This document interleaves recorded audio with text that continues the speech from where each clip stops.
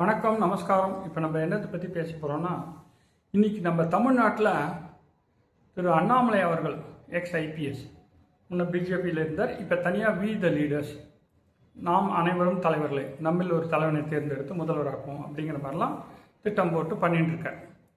இவர் பார்த்தீங்கன்னா இது ஒரு ரொம்ப அருமையான ஒரு விஷயந்தான். அவருக்கு பார்த்தீங்கன்னா பேராதரவு இப்போ தமிழ்நாட்டில் கிடச்சிருக்கு. அவர் அனௌன்ஸ் பண்ண ஒரு மணி நேரத்தில் பார்த்தா 1 லட்சம் 2 லட்சம் அப்படி கடன் ஏறி ஒரே நாளில் 10 லட்சம் பேர். அதுக்கப்புறம் ஒரு 2-3 நாளில் வந்து 17 லட்சத்தை தாண்டி இப்போ போயின்னு இருக்குது. தொடர்ந்து அதில் நிறைய பேர் சேர்றாங்க. ஒவ்வொருத்தருமே ஒரு லீடர் தான் அப்படிங்கிறத ஒரு பாசிட்டிவ் அப்ரோச். அண்ணாமலை நம்ம ரொம்ப பாராட்டணும். இன்னும் சொல்லப்போனால் அண்ணாமலை ஒரு முதல்வராக உண்டான எல்லா தகுதிகளும் இருக்குது. அவர் IPS first PhD college BE BTech படித்தார். அதுக்கப்புறம் அதில் நல்ல வேலை கிடச்சிக்கிது. அதையும் வேண்டான்னு சொல்லிவிட்டு அதுக்கப்புறம் போய் அவர் ஐஏஎம்மில் போய் எம்பிஏ பண்ணார். அதுவுமே கிடைக்கிறது ரொம்ப கஷ்டம்.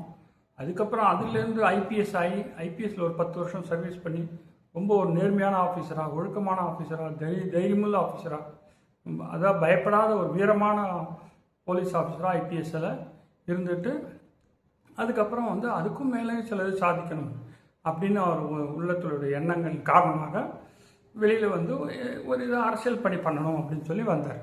அந்த அரசியல் பணியில் ஃபஸ்ட்டு ரஜினிகாந்த் ஆரம்பித்த கட்சியிலையும் சேரலாம் நினச்சி அதுக்குள்ள பிஜேபியில் சேர்ந்தார். பிஜேபிலையும் அவருக்கு மாபெரும் வரவேற்பு. அதாவது கற்றவருக்கு சென்றவிடமெல்லாம் சிறப்பு அப்படிங்கிற மாதிரி அண்ணாமலைக்கு மாபெரும் ஆதரவு. தமிழ்நாட்டு மட்டும் இல்லை, பிஜேபி களப்பிரச்சாரம் போன எல்லா இடத்துலையுமே அங்கே எல்லாரும் அவரோட செல்ஃபி எடுத்துக்கிற ஒரு செலிப்ரேட்டட் ஹீரோ தான், ஒரு பெரிய ஹீரோ தான் அவர். அந்த மாதிரி தான் இருந்தார். ஆனால் மோடி, அமித்ஷா ஒரு சில கணக்குகள் போட்டாங்க. அதாவது இங்கே ஒரு நிறைய பத்திரிகையில் பார்த்தோம், லஞ்சம் ஊழல் ரொம்ப மலிஞ்சு போயிடுது. அந்த லஞ்சம் ஊழல் தான் ஒரு ஆட்சியில் நம்ம எதிர்பார்க்கறது.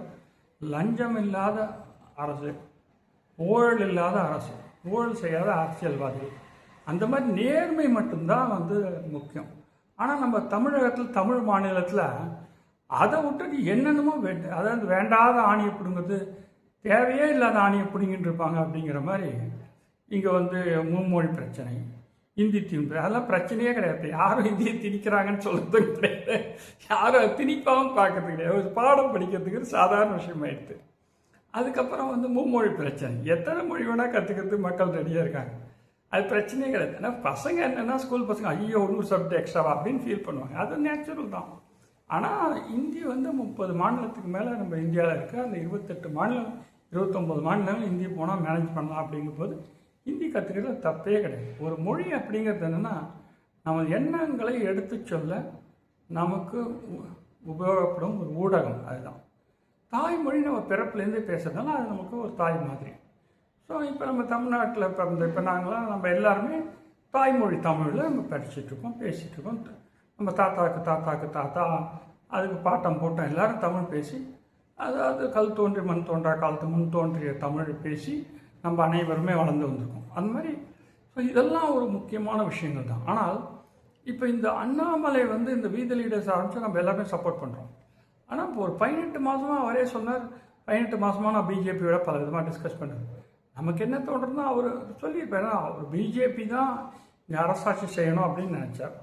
அதுக்கப்புறம் என்னென்னா, அவர் இன்னொரு மாதிரியும் ப்ரப்போஸ் பண்ணியிருந்தாங்கன்னா ரொம்ப நல்லா இருந்தது. எப்படி பவன் கல்யாண் தனியாக ஜனசேனா பார்ட்டிங்கிற மாதிரி, அப்புறம் அங்கே சந்திரபாபு நாயுடு கூட்டமைச்சு பிஜேபி ஆதரவில் அவங்க வெற்றி பெற்றாங்க. அதே மாதிரி சிராக் பாஸ்வான் அப்படின்னு அவர் இன்னொரு மாநிலத்தில் வெற்றி பெற்றார். தேவேந்திர ஃபட்னவிஸ் மகாராஷ்டிராவில் வெற்றி பெற்றார். ஸோ பிஜேபி பார்த்தீங்கன்னா, ஏன் பிஜேபி எல்லா இடத்துலையும் ஜெயிக்கிறாங்கன்னா, ஒரு நேர்மையான கட்சி, நேர்மை, நீதி, நியாயம், தர்மம் இதை காக்கும் ஒரே கட்சி பிஜேபி தான்.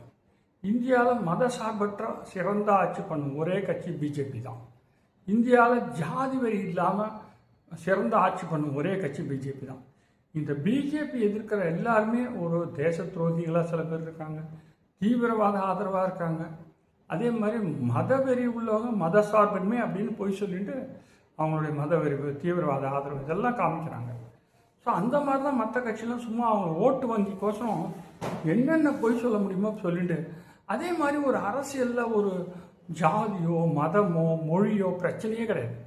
அரசியல் தலைவரோட ஒரே நோக்கம் வந்து லஞ்சம் இல்லாத ஆட்சி கொடுக்கறது, ஊழல் இல்லாத ஆட்சி கொடுக்கறது, நல்ல வந்து தங்கு தடை இல்லாத மின்சாரம் கொடுக்கறது, நல்ல குண்டு குழி இல்லாத ரோடு கொடுக்கறது, அதே மாதிரி நல்ல வந்து குடிநீர் கொடுக்கறது, சுகாதாரத்தின் அடிப்படையில் அங்கங்கே பொது கழிப்பிடங்கள் கட்டுறது, அந்த கழிப்பிடங்களை மெயின்டைன் பண்ணுறது. அது 50 லட்சம் 1 கோடி போட்டுலாம் கழிப்பிடம் கட்டுறாங்க. 5 நாளில் பார்த்தா அது ஒரே நாஸ்டியாக இருக்கும். அங்கே இருக்கிற அரசு ஊழியர்கள் சில பேர் வந்து அது தூய்மை பணியாளர்கள் சரியாக பண்ணல அப்படின்னா அப்படி ரொம்ப வங்கி எங்கே பார்த்தாலும் ஈஷின்னு இருக்கும், ஒன்றும் போகவே முடியாது இல்லை.